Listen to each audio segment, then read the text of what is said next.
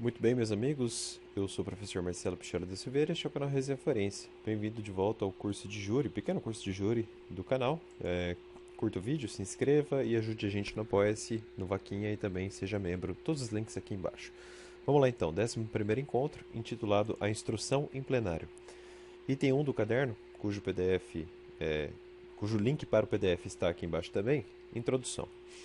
Como visto até aqui no curso, depois da formação do Conselho de Sentença e da exortação dos 7 jurados, todos eles, cada um dos 7 jurados sorteados, que compõem, portanto, o Conselho de Sentença, obterão cópias da pronúncia e do relatório do processo. E aí começa a instrução em plenário, onde serão ouvidas algumas pessoas, o acusado, o ofendido, se possível, claro, testemunhas, etc. E é disso que tratam os artigos 473 a 475 do Código de Processo Penal.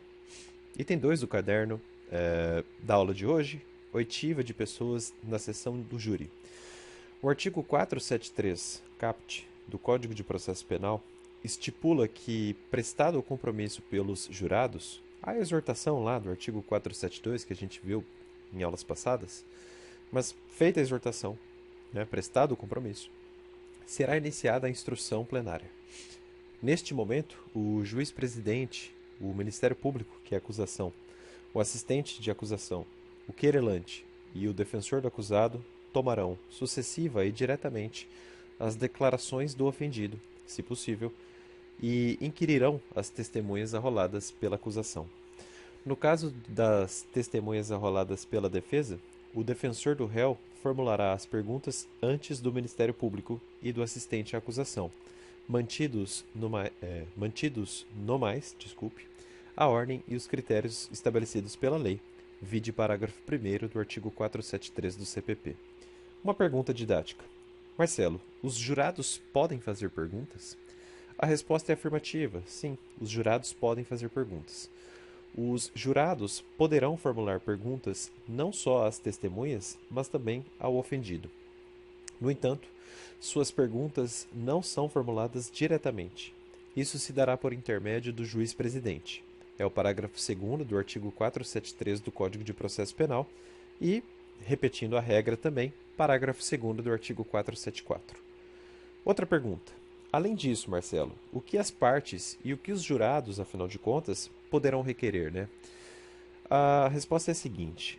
A lei estabelece que as partes e os jurados poderão requerer acariações, reconhecimento de pessoas, reconhecimento de coisas e também esclarecimentos dos peritos, bem como a leitura de peças que se refiram exclusivamente às provas colhidas por carta precatória e às provas cautelares antecipadas ou não repetíveis. É o parágrafo 3º do artigo 473 do Código de Processo Penal. Para o Superior Tribunal de Justiça, tal regra permite tratar como irrepetível a inquirição em plenário de testemunha cuja intimação restou frustrada por se encontrar em local incerto e não sabido. É dizer, nada impedirá, neste caso, a expedição do depoimento desta testemunha que fora colhido, ou melhor, expedição não, desculpa, a exibição, então vamos lá, nada impedirá, neste caso, a exibição do depoimento desta testemunha que fora colhido ainda na primeira fase, agora sim, sob a forma audiovisual, pois lá havia o contraditório. Para o STJ, a postura equivale à leitura de peça a que se refiram que dispõe o citado dispositivo legal, qual seja o parágrafo 3º do artigo 473 do CPP. Eu acabei de citar aqui STJ, agravo regimental no agravo regimental, no ARESP 1.201.518, do Rio Grande do Norte, relator ministro Mussi, quinta turma, julgado em 21 de fevereiro de 2019. Igualmente, entende-se que não há afronta ao contraditório no caso de reprodução em plenário do interrogatório do acusado ocorrido na fase policial, se o seu teor já se encontrava transcrito nos autos, pois já submetido anteriormente ao contraditório.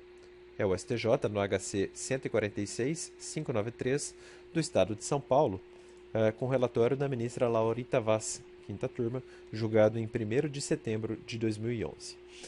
E, no mesmo sentido, decidiu-se o seguinte, agora eu vou ler uma ementa aqui com vocês. Recurso especial, processo penal, tribunal do júri, leitura de peça irrepetível. Recusa, prejuízo demonstrado, nulidade reconhecida. Item 1 da ementa. Buscando dar maior celeridade ao julgamento realizado no tribunal do júri, o legislador restringiu as peças passíveis de leitura em plenário.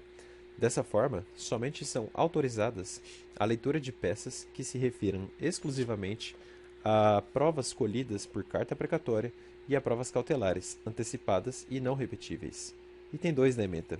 Se no momento em que foi realizado o júri, a testemunha morava em Portugal, inviável que ela venha a depor em plenário, tornando-se, portanto, uma peça irrepetível. Item 3 da ementa.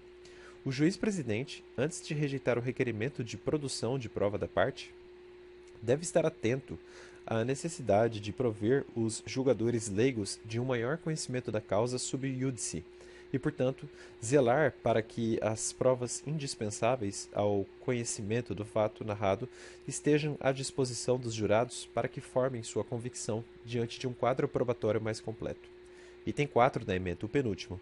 Indeferir o pedido do Ministério Público de leitura de depoimento essencial prestado na fase do iudicium accusationis e que não pode ser repetido em plenário, viola o princípio do contraditório, devendo, portanto, ser anulado o julgamento realizado. Último item, recurso especial provido para, reconhecendo a nulidade arguida, anular o julgamento realizado pelo Tribunal do Júri, determinando que outro seja realizado. É o STJ, no recurso especial 1.443.968 de Minas Gerais, relatora ministra Maria Tereza de Assis Moura, sexta turma, julgada em 17 de dezembro de 2015. Próximo ponto do caderno, item 3, interrogatório do acusado na sessão do júri.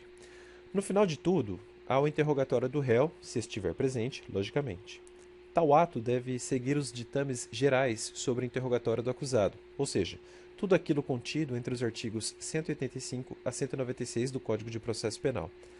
Tais regras, evidentemente, sofrem as adaptações procedimentais do júri. É o artigo 474, caput. Marcelo, qual é a ordem de perguntas ao acusado? A ordem de perguntas diretas ao acusado está no parágrafo 1º do artigo 474 do Código de Processo Penal. E ela é a seguinte. Em primeiro lugar, o Ministério Público. Em segundo, o assistente da acusação. Por fim, terceiro e último colocado, o defensor. Lembre-se que jurados podem formular perguntas ao acusado, mas por intermédio do juiz-presidente do Tribunal do Júri. Parágrafo 2º do artigo 474 do Código de Processo Penal, que, em substância, repete a regra do parágrafo 2º do artigo 473. Nesta fase, a lei veda, pelo menos em regra, a utilização de algemas no acusado durante o período em que permanecer no plenário do júri. Por outro lado, a algema será sim permitida se necessário à ordem dos trabalhos, à segurança das testemunhas ou à garantia da integridade física dos presentes. Parágrafo 3º do artigo 474 do CPP. Já falei disso anteriormente, então não vou me alongar aqui. Item 4 do caderno, acho que é o último da aula de hoje, é o último. Vamos lá. Registro audiovisual de depoimentos. Seguindo a boa tendência da tecnologia, o legislador da reforma operada pela Lei 11.689 de 2008 se preocupou com a forma de registro dos depoimentos e do interrogatório no júri. E ele determinou, no caput do artigo 475 do Código de Processo Penal, que este registro se dará pelos meios ou recursos de gravação magnética, eletrônica, estenotipia ou técnica similar, destinada a obter maior fidelidade e celeridade na colheita da prova. E a transcrição do registro, após feita a degravação, constará dos autos, é o parágrafo único. Pelo menos é o que consta da lei. O STJ, contudo, já tem consagrado uma ressalva de ordem prática a respeito do parágrafo único. Eu coloquei duas emendas no caderno e eu gostaria de lê-las aqui com vocês. Olha só essa primeira emenda no item 2. Dispõe o artigo 475, parágrafo único do CPP, que a transcrição do registro dos depoimentos e do interrogatório, após a degravação, deverá constar dos autos. Item 3. Esta Corte de Justiça, nada obstante, tem entendimento no sentido de que não é obrigatória a degravação dos depoimentos e interrogatório colhidos no plenário do Tribunal do Júri, salvo se a ausência importar em prejuízo devidamente comprovado, nos termos do artigo 563 do CPP.